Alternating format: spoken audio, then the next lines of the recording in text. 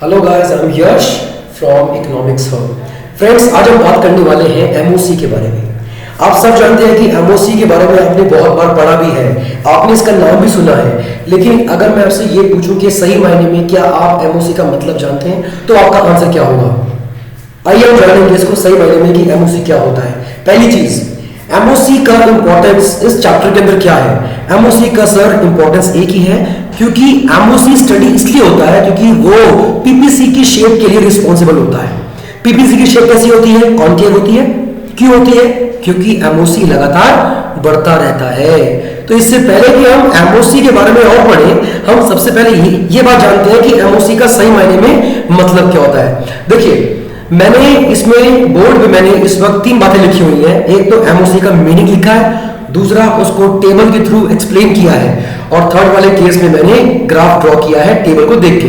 तो पहले हम बात करते हैं कि एमओसी का मतलब क्या है। देखिए क्या लिखा है MOC, it is the rate at which output of good Y is to be sacrificed for every additional unit of good X. उसके बाद लिखा है it is the slope of PPC. खैर, इस लाइन के इस पूरी बात के 2 हिस्से हो गए, हम इसको तोड़ेंगे। पहले हम सिर्फ यहां से लेके और यहां तक इसका मतलब को समझेंगे। फ्रेंड्स, बात बिल्कुल सिंपल है कि एमओसी जो होता है वो आपको ये शो करता है कि आप कितना सेक्रीफाइस कर रहे हो एक पर्टिकुलर चीज को, ताकि दूसरे वाले की एडिशनल यूनिट को गेन कर सको। हुआ क्लियर? एक बार बताऊं फिर से। चलिए, हम सब जानते हैं कि हमारे पास जो है रिसोर्सेज की कमी है। We do not have unlimited resources, there is a limit. मतलब हम गुड एक्स और गुड वाई, जैसे कि यहां पे लिखा हुआ, मान लीजिए कि एक इकोनॉमी के अंदर गुड एक्स और गुड वाई बनते हैं, लेकिन ये पॉसिबल नहीं है। ध्यान रखिएगा, प्रैक्टिकल लाइफ में क्या होता है कि इकोनॉमी के अंदर 2 से ज्यादा गुड्स बनते हैं, लेकिन कॉन्सेप्ट को अंडरस्टैंड करने के लिए हमने उस चीज को सिर्फ जानने के लिए एज्यूम कर लिया है कि इस इकोनॉमी के अंदर सिर्फ 2 ही तरह के गुड्स बन रहे हैं। मतलब ये इकोनॉमी अपने सारे फैक्टर्स का यूज इन 2 पे कर रही है। ठीक है, ओके। हम सॉल्व करते हैं अभी इस टेबल से, हम बात करेंगे इसके बारे में। जरा ध्यान से देखिए, पहले कॉलम में क्या लिखा हुआ है। फर्स्ट में दिया आपका प्रोडक्शन पॉसिबिलिटीज, नंबर 2 में गुड वाई दिया है, और नंबर 3 में गुड एक्स दिया है, और लास्ट कॉलम में दिया है आपका एमओसी, जिसे हम एमआरटी के नाम से भी जानते हैं। चलिए अब हम बात करेंगे। मान लीजिए कि इकोनॉमी जिसकी हम ये बात कर रहे हैं, उसके पास 1 लाख रुपए है बस इन पर लगाने के लिए, और वो सारा का सारा पैसा उस इकोनॉमी ने वाई पर लगाने की सोच ली और वहां पे लगा भी दिया। तो उस केस में मैक्सिमम 15 ऑफ वाई उस इकोनॉमी के पास आया, लेकिन उस केस में x कितना आएगा? 0। क्यों आएगा 0? क्योंकि मैंने आपसे बोला भी अभी कि सारे के सारे फैक्टर्स y पे लग गए, मैन पावर लग गया, पैसा लग गया, और हर चीज जो है y के ऊपर लगा दी गई। तो उस केस में x will be 0 but y will be 15, that is maximum। अच्छा, लेकिन दिक्कत की बात तो ये है, समस्या तो ये है कि हमें x भी चाहिए, हमारे लिए तो x की वैल्यू भी है। अब x को अगर हम चाहते हैं कि हमें मिले, तो हमें एक बात नहीं भूलनी चाहिए कि हमें रिसोर्सेज जो हमने यहां लगाए हैं, उन्हीं रिसोर्सेज को वहां से निकाल के हमें x में लगाना पड़ेगा। क्यों? क्योंकि रिसोर्सेज हमारे पास x के लिए सर अलग नहीं है। हमारे पास जो y पे लगाए हमने resources, land, labour, capital and enterprise, वो सारे के सारे रिसोर्सेज x के लिए भी है। मतलब उसके लिए अलग से हमारे पास रिसोर्स अवेलेबल नहीं है। अब ये तो बहुत दिक्कत वाली बात है भाई। अब हम क्या करेंगे? करना कुछ नहीं है, सिंपल सी बात है कि हमें यहां से रिसोर्सेज को x में ट्रांसफर करना पड़ेगा, और जब हम रिसोर्सेज को ट्रांसफर करेंगे y से x में, तब क्या होगा? तब हमें x तो मिलेगा, लेकिन y कम हो जाएगा। y कम क्यों हो जाएगा? क्योंकि जो रिसोर्सेज आपने अभी तक यहां पे इस्तेमाल किए, वो वहां से निकाल के आप x में ट्रांसफर करते जा रहे हो। तो उस केस में एक तो पालोगे, लेकिन दूसरे वाले को खो दोगे, है ना? जिस तरह से गर्लफ्रेंड वाले केस में होता है कि अगर मैं 2 गर्लफ्रेंड अगर मैं चलूंगा तो मेरी लाइफ उलझन में रहेगी। अगर मैं एक को चाहता हूं तो मुझे दूसरी वाले को छोड़ना पड़ेगा, अदरवाइज दोनों ही मेरे हाथ से जाएंगे। तो वही केस आपका यहां पर भी अप्लाई होता है। ये मैंने एग्जाम्पल क्यों दिया? क्योंकि जिस एज में आप लोग हो, आपको इस तरह के एग्जाम्पल से चीजें बहुत जल्दी क्लियर होती हैं, है ना? अच्छा लगा सुन के आपको भी। चलिए, अच्छी बात है।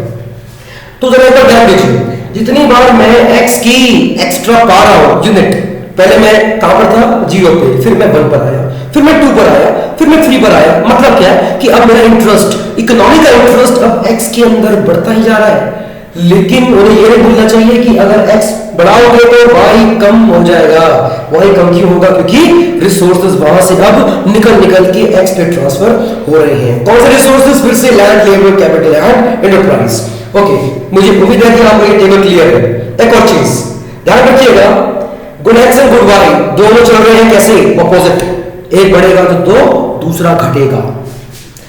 अगर मैं बात करता हूं आपसे लास्ट कॉलम की, तो वहां पे क्या लिखा हुआ है? MOC/MRT, जिसका नाम क्या होता है? Marginal rate of transformation, and MOC stands for marginal opportunity cost. Okay, अगर मैं आपसे बात करता हूं इसके बारे में, तो ये क्या है? ये शो करता है कि आपका MOC क्या है।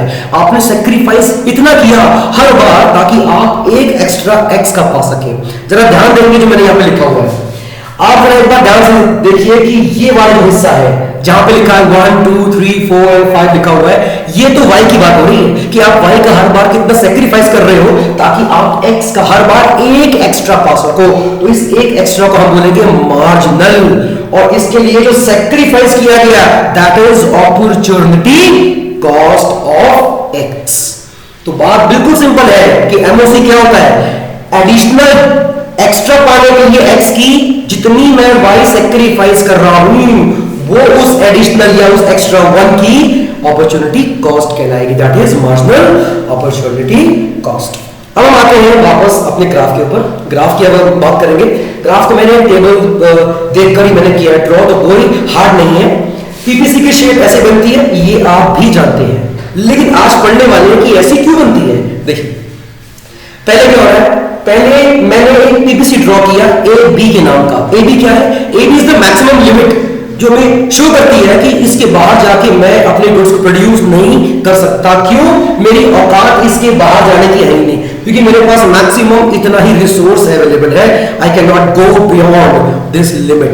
अच्छा, अब अगर एक बार ध्यान देखिएगा, यहां पे लिखा हुआ है ए पॉइंट और सी पॉइंट। क्या मतलब है इसका? कि जब मैं ए से सी पर आऊंगा, जब मैं ए से सी पर आऊंगा तो मुझे इकोनॉमी किस तरह की पिक्चर दिखाएगी। देखिए जरा से, जब मैंने क्या किया, पहले बात करते हैं गुड एक्स एक्सिस पे जो है मैंने शो किया है गुड एक्स, और वाई मैंने शो किया है गुड वाई। गुड एक्स को तो हमने गेन किया था और गुड वाई को तो हम सेक्रीफाइस कर रहे हैं, ठीक है, ताकि हम एक्स को गेन कर सके। ओके, जरा एक बार ध्यान दीजिए, जब मेरे पास गुड वाई के पर था, जब मेरे पास गुड वाई के पर था, उस वक्त मेरे पास x was l, हम मान लेते हैं l पे था। लेकिन जैसे ही मैंने x की एडिशनल यूनिट गेन करना चाहा, जैसे मैं यहां से यहां पर मैंने आने की कोशिश की, क्या हुआ? तुरंत मैं k से ड्रॉप होके नीचे आ गया। कहां पर आ गया? k1 पर आ गया। मतलब इसको गेन करने के लिए मैंने इसको सेक्रीफाइस कर दिया।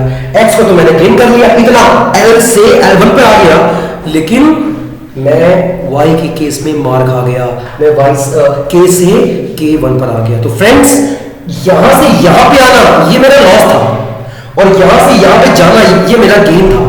तो क्या मतलब बनता है इसका कि MOC को निकालने का फॉर्मूले की बात कर रहा हूं मैं। क्या लिखा है? MOC is equal to delta y upon delta x, मतलब जितनी y की आपने यूनिट्स को सेक्रीफाइस किया अपॉन जितनी x की आपने गेन की, that is your marginal opportunity cost. Clear? बिल्कुल। अब आगे देखिए, delta x and delta y। Delta में वर्ड आप जानते हैं, delta means change, y x में कितना चेंज आया और उसकी वजह से y में कितना चेंज आया। y को तो मैंने लूज कर दिया जबकि मैंने x को गेन किया है। क्लियर है? ओके, अब जरा एक बार ध्यान दीजिए, ये फॉर्मूला आप जानते ही हैं, आपकी बुक्स में ये चीज लिखी होती है। अभी मैं आपको बताऊंगा कि MOC क्यों बढ़ता है। MOC इसलिए बढ़ता है, MOC के बढ़ने का जो रीजन है सबसे बड़ा, वो क्या होता है कि सारे के सारे फैक्टर्स जो मेरे अभी तक गुड वाई के अंदर एफिशिएंट थे, अच्छे थे, सोचिए क्या वो सारे फैक्टर्स गुड एक्स वाले केस में भी एफिशिएंट होंगे? ये तो वो वाली हो गई बात कि मैं टीचर तो हूं किसका? इकोनॉमिक्स का, लेकिन मुझसे कहा जाए सर आज से आप अकाउंट्स पढ़ाइए, जरा सोचिए, अगर मैंने 15 साल इको पढ़ाई है तो क्या मैं उतनी ही एफिशिएंसी के साथ अकाउंट्स पढ़ा लूंगा? नहीं पढ़ा सकता, क्योंकि मेरी सारी की सारी एफिशिएंसी इकोनॉमिक्स के अंदर है, अकाउंट्स में नहीं है। शायद मैं काम वहां भी कर लूंगा, I can also teach accountancy, लेकिन उसके लिए पहले मुझे खुद पढ़ना पड़ेगा, है ना, उसमें टाइम लगेगा और मेरा उसमें ना तो स्किल्स है, ना एक्सपीरियंस है, और ना मुझे बच्चों को ढंग से समझाना आएगा, तो क्या होगा, नुकसान ज्यादा हो जाएगा। तो वही बात यहाँ पे लागू होती है कि जब तक मैंने गुड वाई के अंदर अपने सारे के सारे रिसोर्सेज का यूज किया था, तब तक तो मेरे रिसोर्सेज गुड वाई में एकदम एफिशिएंट थे, लेकिन जैसे ही मैंने उनको ट्रांसफर करने की कोशिश की एक्स में, तो उन लोगों ने अपनी एफिशिएंसी खोना स्टार्ट कर दिया। लेबर उतने एफिशिएंट यहाँ पर नहीं थे जितने को वाई पर थे, तो इसीलिए नुकसान करने की दर क्या होगी, बढ़ेगी, नुकसान ज्यादा होगा, काम कम होगा। तो यही आपको शो करता है एमओसी, है ना। एमओसी हमारा क्यों बढ़ रहा है, ये नुकसान करने का रेट क्यों बढ़ रहा है? हर बार पहले एक लॉस हुआ तब जाके एक मिला, अगली बार 2 लॉस हुआ, किसका, वाई का, तब जाके एक्स का 1 मिला, अगली बार 3 लॉस हुआ तब जाके 1 मिला, फिर 4 हुआ, फिर 5 हुआ। ये सैक्रिफाइस का रेट बढ़ रहा है। ये क्यों बढ़ रहा है? रीजन बढ़ने का एक ही है, क्योंकि मेरे फैक्टर्स जो वाई में अब तक क्या थे, एफिशिएंट थे, वो उतने एफिशिएंट एक्स के अंदर नहीं है, तो वो नुकसान ज्यादा करेंगे और कमा के कम देंगे। तो फ्रेंड्स, इकोनॉमी के सामने एक बहुत बड़ी समस्या रहती है कि हम अपने फैक्टर्स का यूज कैसे करें, क्योंकि सारे फैक्टर्स हर एक काम के अंदर एफिशिएंट नहीं हो सकते। तो मुझे उम्मीद है कि आपको ये टॉपिक एकदम ढंग से क्लियर है, और ध्यान रखिएगा, एमएससी बढ़ रहा है, नुकसान करने की दर बढ़ रही है हर बार, तभी हमारा पीपीसी कॉन्केव शेप में बना है। कॉन्केव मींस एक ऐसा कर्व जिसका मुंह, जिसका फेस जो है ओरिजिन से बाहर की तरफ बनता है, जो कि आप पीपीसी वाले केस में आपने ऑब्जर्व किया होगा। ठीक है फ्रेंड्स, और इसके अलावा MRT, marginal rate of transformation, क्या आप जानते हैं कि इसमें टी का मतलब क्या है? ट्रांसफॉर्मेशन, एक नया वर्ड आ गया।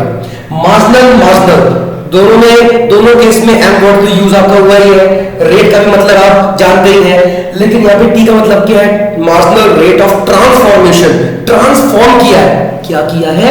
रिसोर्सेज यहां से निकाल के यहां ट्रांसफॉर्म कर रहे हैं, ताकि इसका हम एडिशनल गेन कर सकें। तभी इसका नाम क्या है? Marginal rate of transformation. कितने रिसोर्सेज ट्रांसफर करें दूसरे वाले केस में, ताकि हम उसको गेन कर सकें। ठीक है फ्रेंड्स, मुझे उम्मीद है कि आपको ये टॉपिक आज का जो है बिल्कुल अच्छे से क्लियर हुआ है। अगर नहीं भी हुआ है तो अपने लाइक्स, डिसलाइक्स, जो भी आपके व्यूज हैं, कमेंट्स बिल्कुल दीजिए, ताकि मुझे अपनी गलती मालूम पड़े कि मैं कहां पे गलती कर रहा हूं, ताकि मैं उसको और अच्छा करूं, एनरिच उसे मैं करूं, और आपके सामने अगली बार बहुत ही अच्छे वीडियोस और मिलाऊं, और इस तरह से मैं कई सारे वीडियोस अपने अपलोड करूंगा, ताकि आप इसको अच्छे से देखिए और बोर्ड के लिए अपनी और भी अच्छी सी एग्जाम की तैयारी करिए। तब तक के लिए all the best. I am Yashpal Singh from economics hub. Remember, all the best and take care. Good bye.